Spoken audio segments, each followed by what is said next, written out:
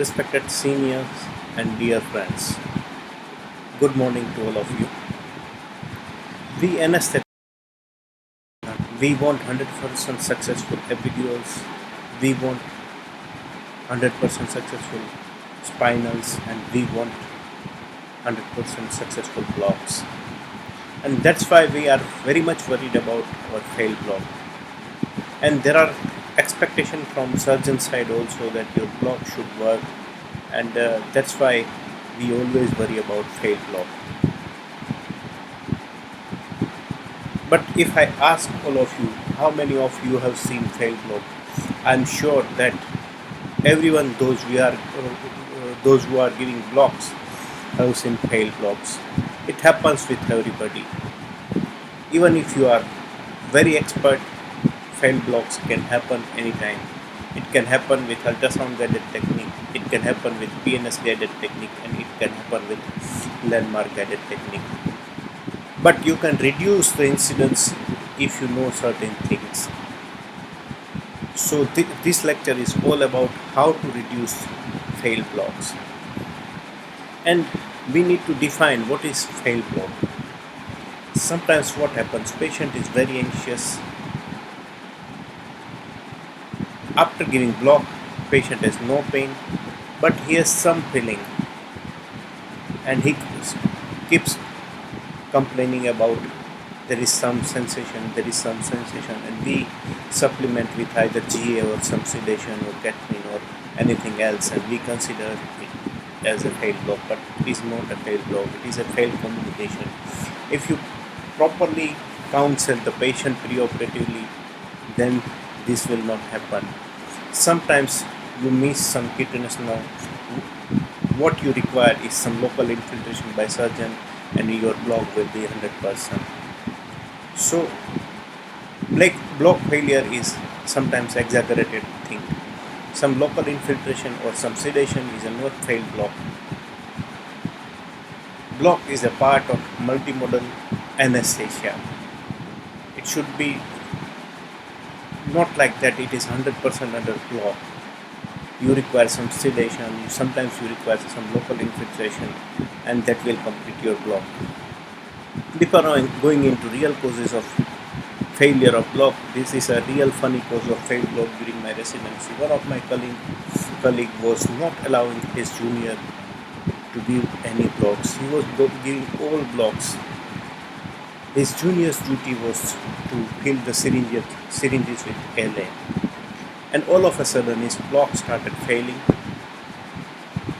When we investigated the things, we found that his junior was very smart and he was filling with the syringe with saline rather than LA. He was taking revenge to his senior. So be careful. Always allow your junior to do some things. Allow them to give blocks, teach them, supervise them, and make him a better anesthetist.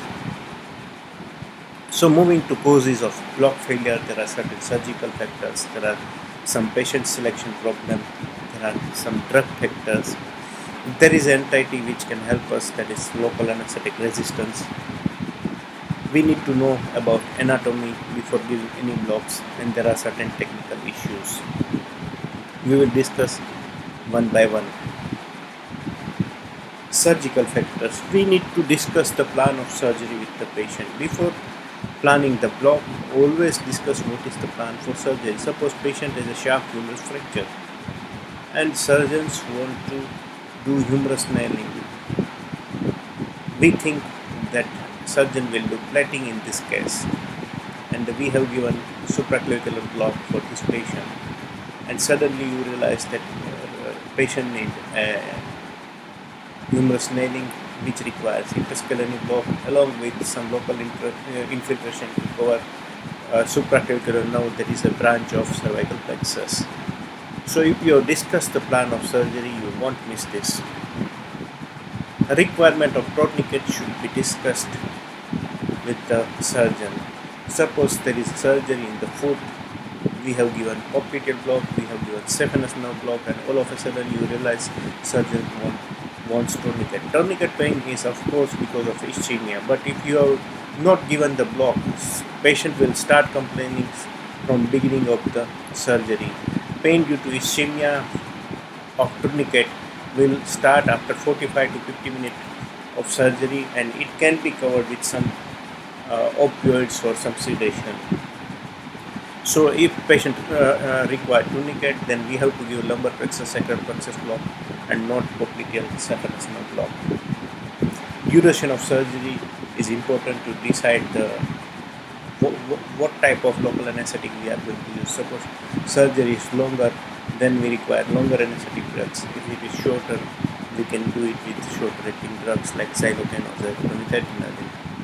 Position of the patient is also important. Sometimes patient can't tolerate lateral position for a long and solely in the block. Patient becomes uncomfortable after some time. So if surgery is very long, like 3, 4, 5 hour surgery, we need to give some sedation, or we can give GARA, that is general anesthesia, along with regional anesthesia. After giving block, you can put a LMN and make the patient supine. It will act as an inhalation sedation and it will complete the procedure. Patient selection is important. When patient is obese and you are giving landmark guided block or PNS guided block, obviously it is difficult to look at the nerves, and there is increased chance of failure. So in such patient, be careful, be prepared for general anesthesia. Don't think that you can do solely under blocks. Sometimes your block fail, and if you are not prepared for GA, you will be in problem. If patient is anxious, intoxicated, or patient has head injury, then patient will not cooperate during surgery if surgery is solely under block. So you require some sedation or GA along with blocks. We have to explain the procedure in detail to the patient in the preoperative period. We have to explain about what will how his muscle will be stimulated with PNS, how he or she will feel during surgery when surgery is solely under block. If we explain properly, then patient will cooperate definitely. Injuries on the other body parts. Sometimes patient has surgery in the upper limb like humerus nailing, and patient has rib fractures as well. So when surgeons start hammering the nail, patient will feel pain of chest because of rib fractures. So this need to be covered with some sedation and some good analgesic during surgery. Position of the patient, as I said earlier, is also important, and we have to select the technique according to the position. Drug factors, as I said earlier, shorter acting or longer acting drug. Suppose surgery is quite long and you have given xylocaine, block will wear off within short time, and you will have a problem intraoperatively. L.A. resistance. This is a rescue for us when we get failed blocks. You can tell the surgeon patient might have an L.A. resistance, but this is scientifically proven now. Patient with scorpion bite are more prone to local anesthetic resistance. They get either failed blocks or partially active blocks. There is another entity, that is patient with hypermobile joints. These patients get L.A. resistance, and we will discuss this in next slides. Sodium channel is consist of alpha, beta 1 and beta 2 subunits. Alpha unit is again divided into D1, D2, D3 and D4, that is 4 domain. Each domain is again subdivided in 6 subunits, that is 1 to 6. Sixth unit of D4 domain is the site where local anesthetic act. When patient has scorpion bite, there will be mutation in this 6th subunit of D4 domain of alpha subunit of sodium channel. And when this happens, patient develops resistance to LA. If patient has scorpion bite multiple times, then more chances of LA resistance. If patient is more than one scorpion bite, patient has higher chances of LA resistance. If history of scorpion bite is recent, then chances of LA resistance is more. So if you take the history properly, if patient has scorpion bite, especially in Indian continent, there are in villages there are many cases of scorpion bite, and these patients may develop local anesthetic resistance. These are the patients with hypermobility. If you find the patient like this, like patient can touch the thumb to the surface of the forearm, patient can hyperextend fingers, patient can touch the earth surface without bending his knee. If knee is hyper extensible, these are the patients with hypermobility syndrome, and these patients have more chances of LA resistance. And this is the bite on hypermobility score, like passively dorsiflex the metacarpal phalangeal joint to more than 90 degree, opposite the thumb on the volar aspect of the ipsilateral forearm, hyperextend the elbow more than 10 degree, hyperextend to the knee more than 10 degree, and place hand on the flat of the floor without bending the knees. So these are the 9 points, and if patient there are certain major and minor criteria. If this Baton score is 4 out of 9 or more, then there are chances of hypermobility syndrome and local anesthetic resistance. So these are the criteria for hypermobility syndrome and local anesthetic resistance. Now, most important, we need to learn anatomy before start giving blocks. If we don't know anatomy, if we don't want to read anatomy, please don't start giving blocks. You will give blocks and there will be failure because you don't know the anatomy properly. We need to know about osteotomes, dermatomes, myotomes before deciding which block for which surgery. So, planning of regional block, we need to know about site of surgery and most importantly anatomy, that is dermatome, myotome and osteotome. If you look at the dermatomes of the upper limb, you can see here that shoulder area is supplied by supraclavicular nerve, and that is branch of cervical plexus. So that will be skipped in all type of brachial plexus. And you have given you have given interscalene block for shoulder surgery, and incision is on the lateral side of the shoulder. Patient will start complaining of pain immediately. Surgeon puts the incision, and you will feel you have failed block. But your block is successful. Your anatomy is weak.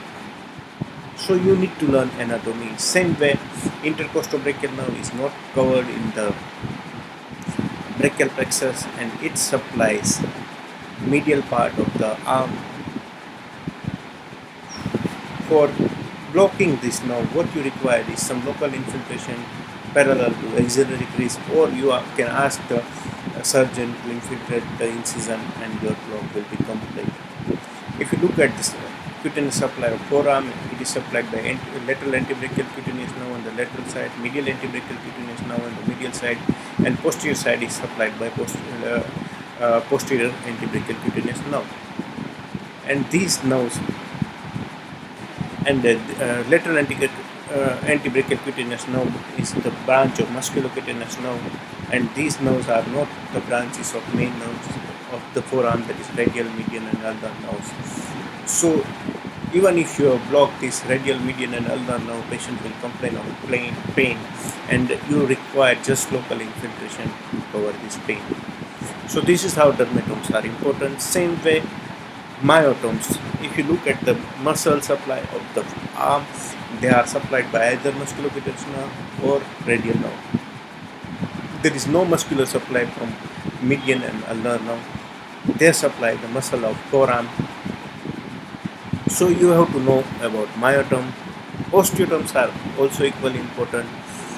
Anterior surface of the forearm bones is supplied by median nerve, posterior supplied by radian nerve, and you have to look the supply of ulnar nerve. It supplies medial side of it supplies the little finger phalanxes and metacarpal bone, all metacarpal bones, anterior surfaces, and according to that you have to decide the type of the block. This diagram shows all myotome, dermatome and osteotomes of the upper limb in single diagram. If you look at the dermatomes of the lower limb, look at the thigh. Femoral nerve supplies only anterolateral part of the thigh. Anteromedial part of the thigh. Lateral part of the thigh is supplied by lateral cutaneous nerve of the thigh. Posterior part is supplied by posterior cutaneous nerve of the thigh, that is branch of sacral plexus. If you go beyond knee, except medial part, all the supply is from branches of sciatic nerve. Medial part of the leg is supplied by saphenous nerve, that is branch of femoral nerve. If you look at the myotome and osteotomes, beyond knee everything is supplied by sciatic nerve. So beyond knee, most important block is sciatic nerve block. For saphenous nerve block, only local infiltration is sufficient, or you can give saphenous nerve block just above the knee or at mid-thigh level. So according to this, you have to decide the block. So these are some examples.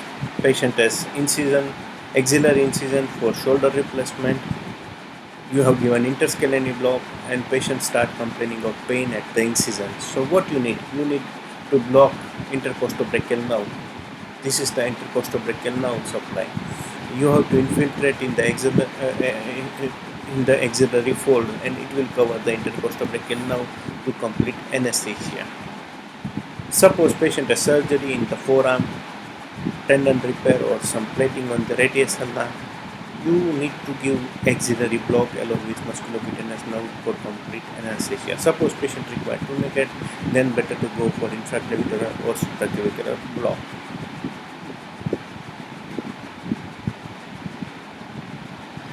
Again, if you are given ulnar, median and lateral nerve block, lateral antebrachial cutaneous nerve will be skipped and patient will have some pain. You require some local infiltration, or you need to do musculocutaneous nerve block at the axillary level. This is patient for hip replacement. You have given nice lumbar plexus block, nice sacral plexus block. Patient has excellent effect, good motor and sensory block. But when surgeon puts the incision, patient will complain of pain because this area is supplied by T12, and it doesn't lumbar plexus doesn't cover T12. It's subcostal nerve. You require either thoracic paravertebral block at the T12 level or some local infiltration to complete your block. This is the incision on the medial part of the leg and just below the knee. Patient is for tibial plating. You have given popliteal block or sciatic nerve block, but you haven't given saphenous nerve block, and patient will complain of pain. Even if you have given general anesthesia or regional anesthesia, patient will have tachycardia and hypertension as soon as surgeon puts the incision. So to complete the block, you need to give saphenous nerve block also. Crush injury foot.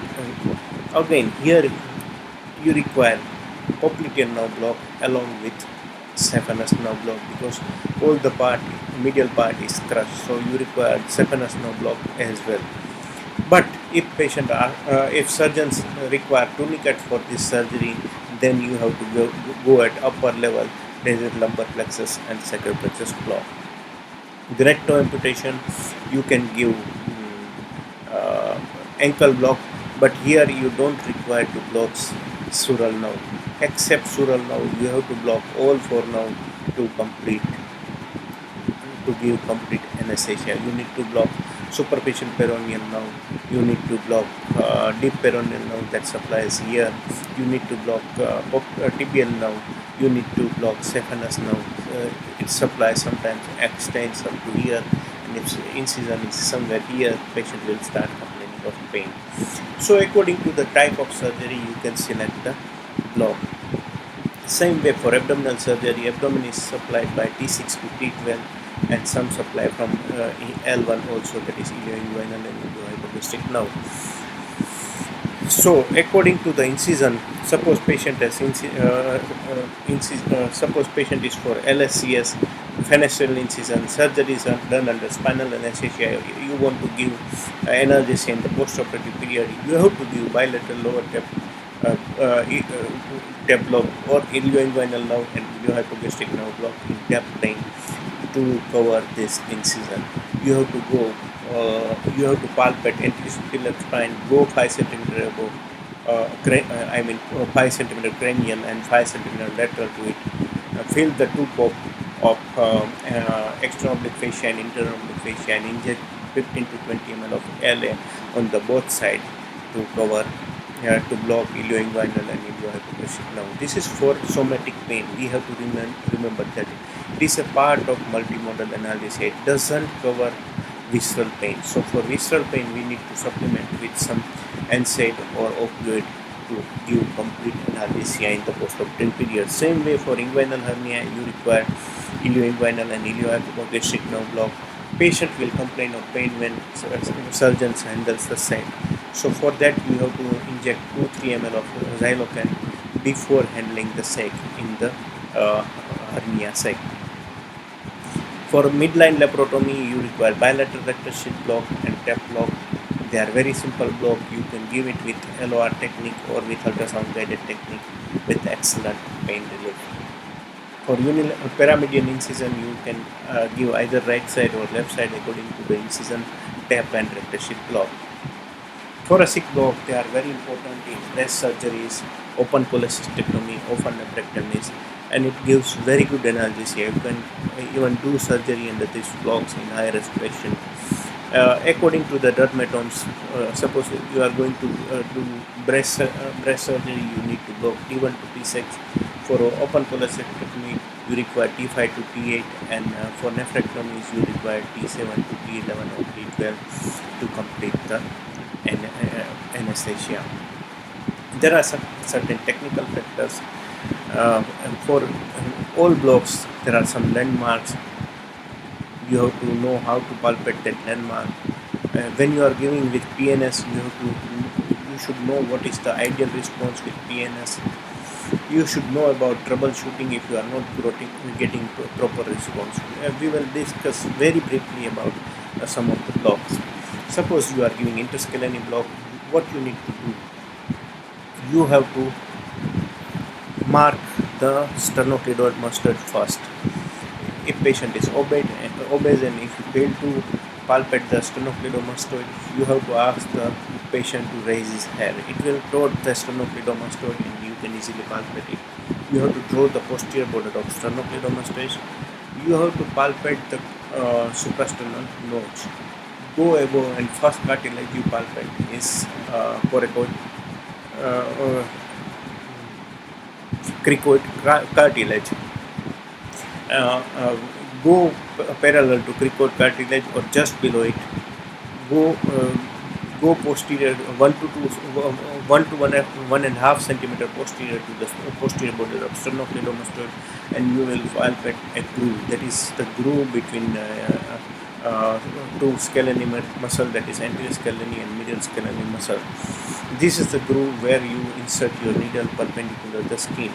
Most of the time, in the 95% of the patient, external jugular vein crosses this groove. If you are unable to palpate this groove, ask the patient to sneeze. With that, that groove will become prominent and you can palpate that groove. For technique, insert the needle perpendicular to the skin. It is a very superficial block, and at 1 to 2 centimeter you will get the response. Desired response is contraction of either pectoralis muscle or biceps muscle, and you can inject the drug. Suppose you get contraction of diaphragm, then you are stimulating the phrenic nerve, you are too anterior, withdraw the needle, again re-insert the needle posteriorly. Sometimes you get contraction of scapula or posterior muscles like trapezius, then you are too posterior, again withdraw the needle, redirect the needle properly. If you find blood inside the needle, then you have gone through either through external tubular vein, or you have gone too anterior to pierce the carotid vessels or internal jugular vessels. If you hit the bone, you are on the transverse process of the C6 vertebra. Uh, Previously, with landmark guided technique, it was advocated that you can inject the drug there as well, but nowadays with PNS, it is not recommended. So, like that, you can do this troubleshooting. You should know what is the response, proper response, and what is not proper response, and accordingly you can move. Same way for supraclavicular block, palpate the posterior border of clavicular head of sternocleidomastoid. Go 1 to 2 centimeter lateral. Insert the needle perpendicular to skin. Direct it caudally. You will find the response. Initially, sometimes you find the response of biceps muscles, but it is not the desired response. You should either get flexions of the finger or extension of the finger, and that is the desired response. You have to look in all blocks. You have to inject the drug at 0.4 or 0.5 milliamp stimulation. If you are not getting at that point, you have to readjust the needle. If you are getting the response below 0.3 milliamps, then you should not inject, because there are chances of intraneural injection and injury to nerve fibers. So be careful regarding this. Look for the flexor or extension of the finger and inject the drug.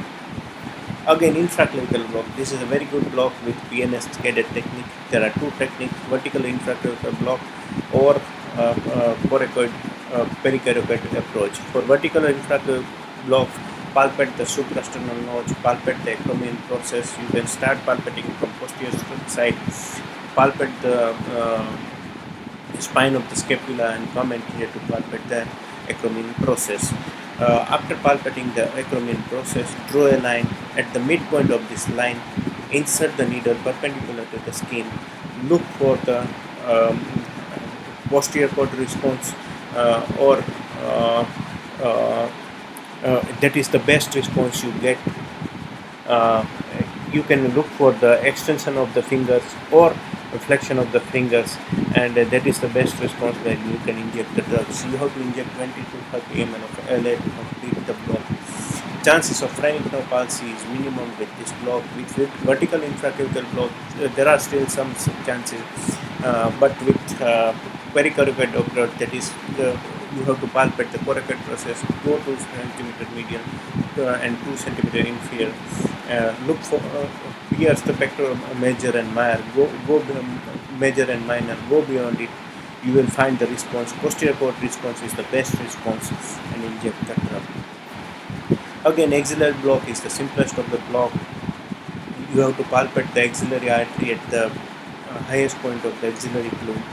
Uh, uh, Palpate the artery, insert the needle above the artery, look for the median nerve response, inject 5 to 7 ml of LA, redirect the artery more towards the shoulder and more laterally, and in coracobrachialis muscle you will find musculocutaneous nerve, and it will stimulate the biceps muscle, and at that point inject another 5 ml of LA.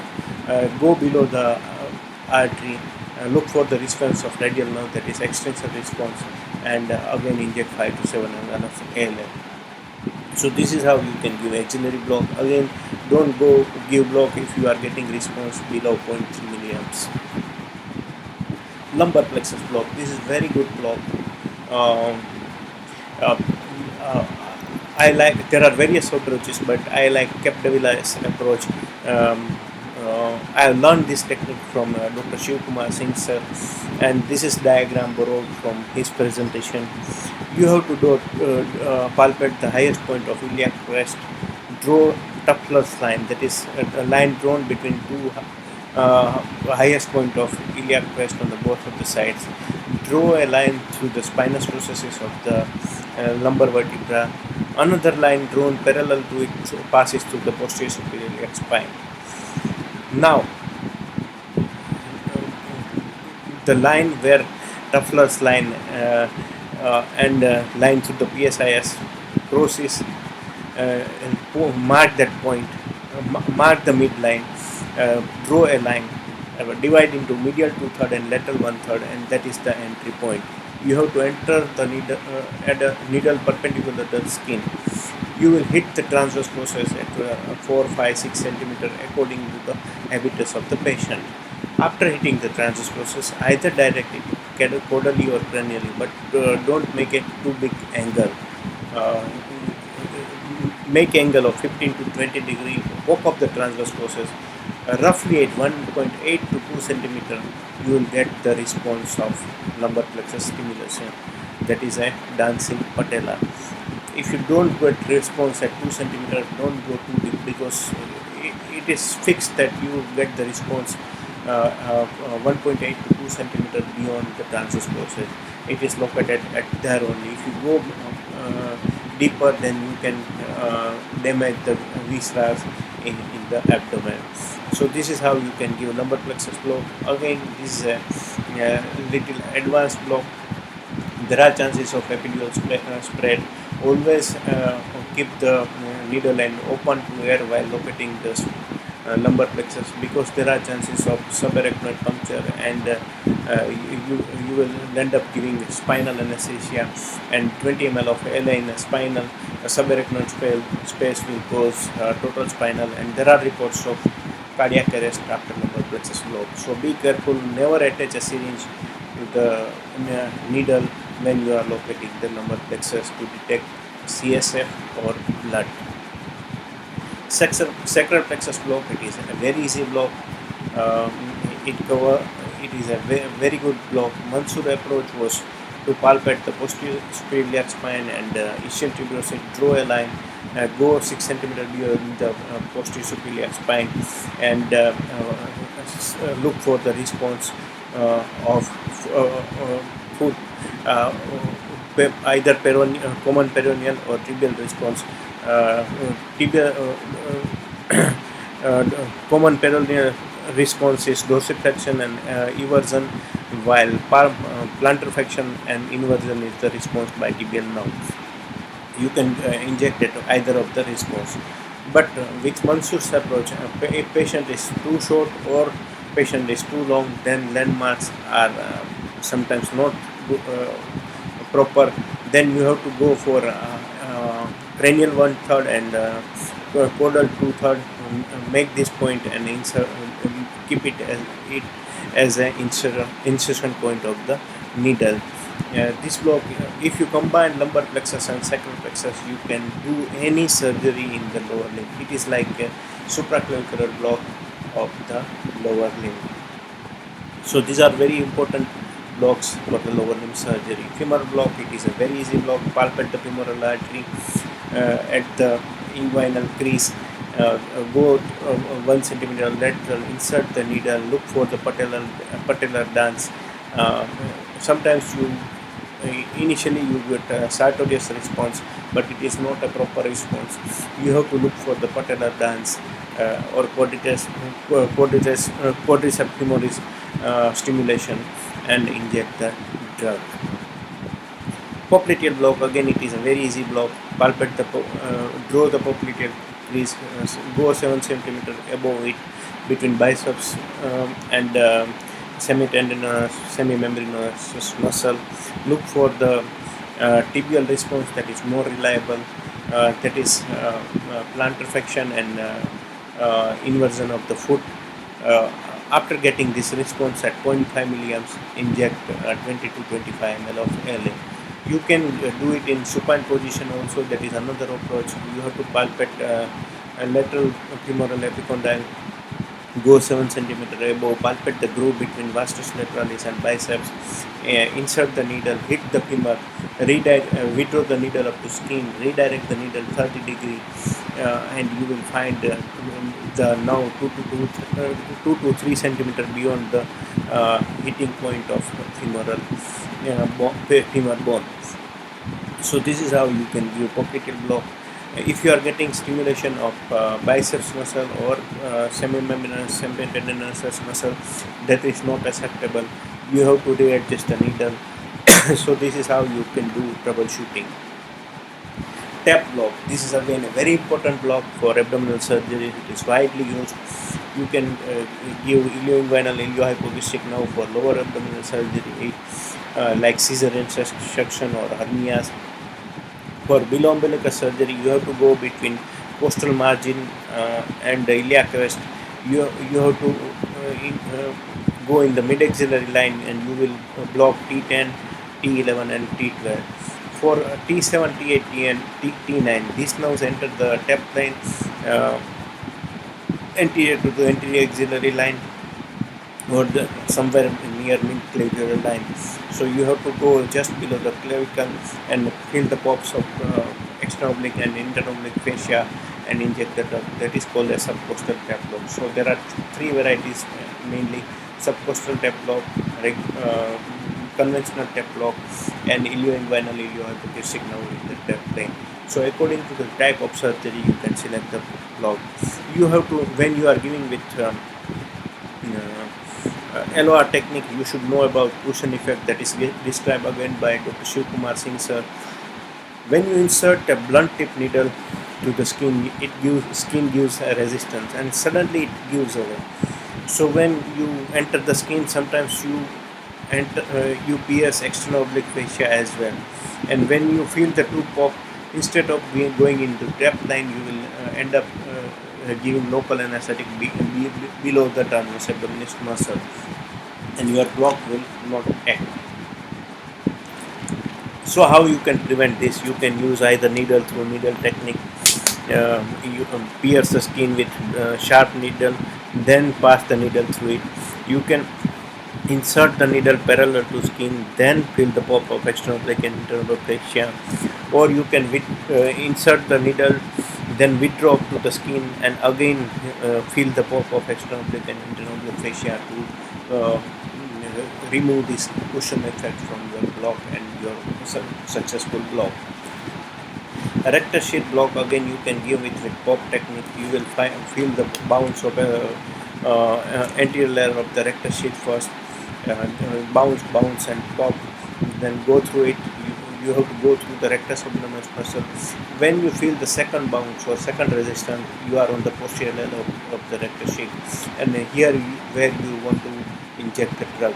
When you inject the drug here, it will spread in the rectus sheath plane, and it gives excellent analgesia for surgeries above umbilicus for the midline incisions.